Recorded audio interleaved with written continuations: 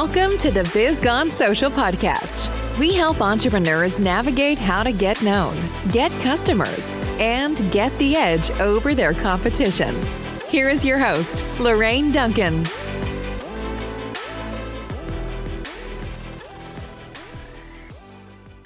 So here we are on the Biz Gone Social podcast, and I am so glad to be here. And my promise to you, as always, is I want to give you a little bit of verbal caffeine that's going to energize your business and help you stay social. Because after all, don't you want to be the business that everyone's talking about? I know I do. And welcome, Robert White. Great to have you here. Hey, thank you, Lorraine. It's wonderful to be with you and with your listeners. Great. Well, can you tell my audience a little bit about what you do? I know you have a really amazing background, so I'd like to hear a little bit about what you do and who you serve. Primarily, I work with small and medium-sized business executives and their teams. Usually it starts with one-on-one work with the executive, and then 3 or 4 months later, almost always, we're doing a team 3 or 4 day training. Which is my background, is more on the training side of things. So I'm one of those people that's been there and done that, I think, if I'm trying to be honest about my strengths. We'll talk about the weaknesses later if you like.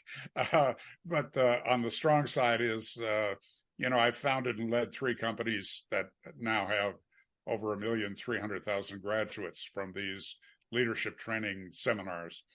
And so I have the entrepreneurial experience of starting from zero 3 times and building some successful businesses. So I try to combine what I know about the human condition in terms of coaching, and then what I know about running a business. So always a frame around it is results. Yeah, and it seems like, when you're doing the type of work that you're doing, you have to be a great leader. And what does it take to be a good leader in this century? Wow. Well, that's a 3-day answer, but I know we only have a few minutes here. I'm one of those people that does not believe that leaders are born. Some people are born with more attributes that lead to good leadership, but anybody can improve on a leadership side of things. I think for me, it's first of all that a good leader has done some work on themselves so that they are not being constantly ambushed by old stuff, by memories from the past or events of the past or beliefs from the past. Secondly, really good leaders are people that are rigorous about telling the truth about current reality, whether that reality is in their family or it's in their business, it's with their cousin that their wife or husband insisted that they hire, all of those things. And I've been there. I've done things that were that I denied as reality, and they almost always bite you in the butt eventually. And then finally, I think good leaders are people that can regularly share with their team their purpose, their vision, their values for that organization. Peter Drucker and a lot of other people are credited with this, that culture eats strategy for breakfast. So people that are really effective in leadership, in my experience, are the people that can foster the creation, the communication, the regular maintenance of purpose, vision, and values. Because a lot of stuff happens, world's changing really fast, and those timeless principles are the kind of North Star, the guidelines for a good leader. Now, your story is a big success story. You have a huge background and you've been to many places. You were a poor kid in Green Bay. You travel abroad, and now you're retired and you have a beautiful home in Colorado. Tell me a little bit about how does that really happen? I mean, the fairy tale story, the Cinderella story, or however, how does that happen? Well, it started out a little rough, and it got a little rough along the way. So it wasn't this smooth road to success. I did grow up in poverty and abuse, and one of the decisions I made, even though I wasn't conscious of it until much later, is it's like a statement of purpose. It's a negative purpose, but it motivated me for a long time, and that was, I will never be poor again. That's where I came from. And I woke up living in a 14,500 square foot home on 76 acres just outside of Aspen, with my own jet and 5 servants around the house, and traveling to 45 countries. I mean, a really great life. I started waking up most mornings thinking that God has something in mind for me that I haven't done yet. And what came out of that was my book, Living an Extraordinary Life, and its subtitle, which is not only about success, but about producing joy and satisfaction in your life. And for the first time in my late 40s, I decided that I was only going to do what's fun. We talked about the makeup and the suits and, the uniform that most of us lived most of our lives. And my decision was no more suits. I'm guessing there's going to be a funeral to go to, and out of respect, I'll drag that suit out, or one of them out. And same with a wedding. If I'm going to honor somebody, I will dress up for that.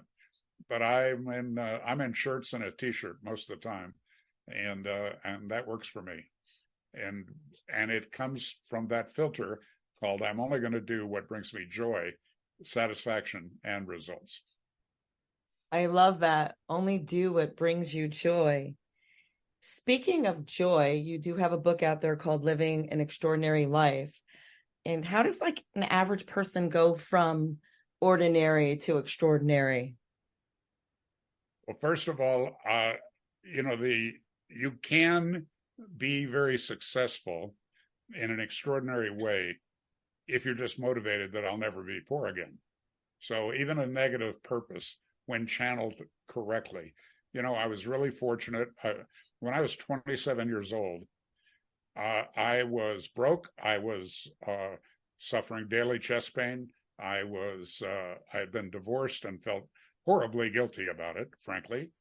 And I went to one of the early human potential movement trainings. And it sounds like a cliche all these years later, but it changed my life for the better. I got in touch with that. I did have some positive, duplicatable learnings in my life that could help other people. And I applied it to my little sales company, and then actually worked for somebody else for 4 years. I served as president of that company that sponsored that seminar, Mind Dynamics. And then I went back to being an entrepreneur, but always with that set of principles as my foundation. And I think that anybody that gets really clear about what their life's about and adheres to it, really takes a stand for it, that's the beginning, from my point of view, that's the beginning of long-term success. This is the part of the show where we get a little bit real. What do you love most about being in business for yourself, getting to call the shots? I'll answer a bit obliquely first, which is that money for me is freedom. And that's all that it is. It's freedom. I can go where I want to go and do what I want to do and not have that restriction around money. I think it's the same thing for being an entrepreneur. I can do what I love, which is being with people in these coaching and training environments, helping them, celebrating their success. All of those things really work for me. I would be a terrible employee, Lorraine. And I have a feeling that might be true for you. I hope I'm not being presumptive, but I like the freedom. I love the freedom. And now the freedom means sometimes I'm working 14 and 16-hour days. Less and less of that as I've gotten older. But there was a time when I did a lot of it, and 7-day weeks, and it's cost me some things. I've been amazingly good at getting married, And I've been really horrible at staying married. And part of that is my commitment to the work. And that's not the whole answer, but that's part of it. So I'm willing to pay the price of the choices that I've made. I have a lot of weaknesses, but I think that's a strength. Great. So, a lot of people talk about the glamour of, being on your own, owning your own business, being able to do what you want because you have the money, the freedom that that you have to do all the things that you want to do, I should say. But, there's challenges. We all have some challenges. What would you say that in today's world is the biggest challenge when it comes to earning money, having your own business and doing the things that you need to do? My answer is going to sound a little new agey, and that is whatever you're doing entrepreneurially, you have to have a game. And if you look at the definition of a game, a game has winners and losers, has players, has rules and strategies. And whatever business you're doing, I think requires that you see it as a game, see it as something that you need to learn how to play the game successfully. In my book and in our teaching, we believe pretty strongly in playing the game in a win-win context. That there's mutual benefit for your customers, for you, for your employees, that everybody wins. But you got to have a game. You've got to understand the game, and then you got to play it full out. I love that. I wrote in big words right here, game on. Yes, that's good. That's good.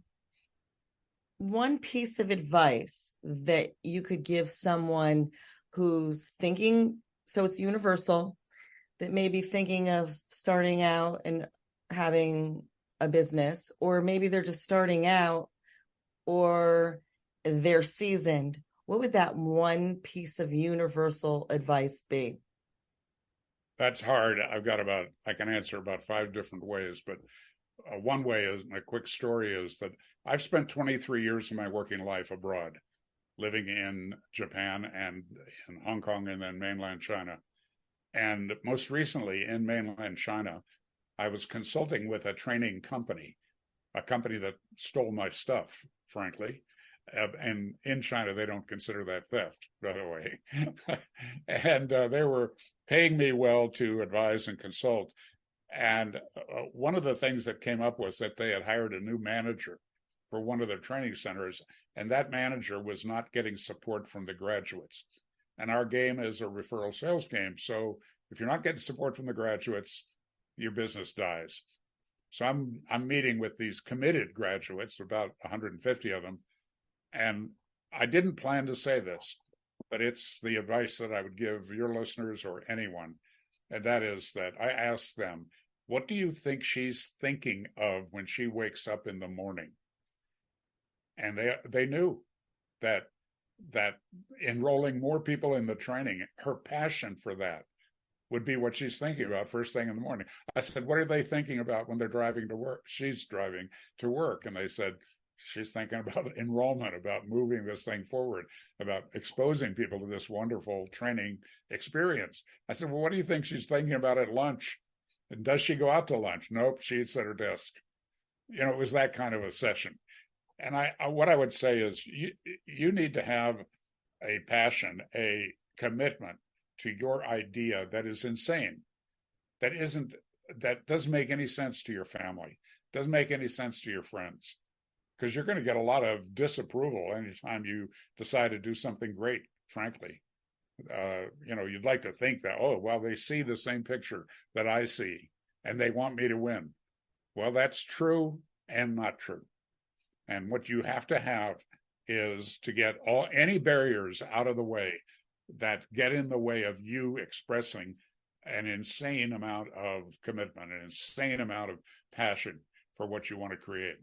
And that can be from a janitorial service to a new technology, to a retail store, whatever it is. Connect up, to what it is that wakes you up in the morning early, that almost doesn't allow you to go to bed at night because you're so excited about it. Yeah, great advice.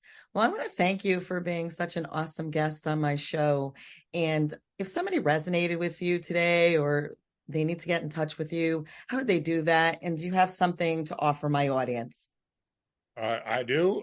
First of all, the best way to check me out and be in touch with me is therobertwhite.com.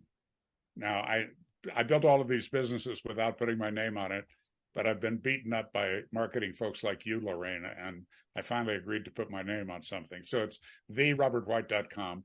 And something you can do there if you go to resources is you can sign up for my weekly e-zine. It's called An Extraordinary Minute. It's an idea that has attracted attention from me, something I've read, something I watched on video, and then my comments about it, but all designed to be read in 1 minute or less. So it's basically a 1 minute a week training program in a way, a think piece. And along with that, you'll get a 28-page essay on what I've learned about success. And there's a story about how that first happened while I was running a business. But I've edited that several times over 30 years. It's the best thinking that I'm capable of. And it's free, it's shareable. It's been very valuable for a lot of people. So that gets us in touch. I'm doing some group coaching now occasionally, which is much lower price than my traditional work. I still do individual work with CEOs, mainly entrepreneurs, mainly owners, and with their teams. So that's, and I'm writing a new book, and so I'm busy. That's great. Well, again, thank you for being a great guest. And everybody out there, until next week, I'll see you soon. This is the Biz Gone Social Podcast. Take care. Thanks for listening to the Biz Gone Social Podcast. Find us on Instagram at Biz Gone Social for extra tips. Check back weekly for new episodes. Until next time, stay social.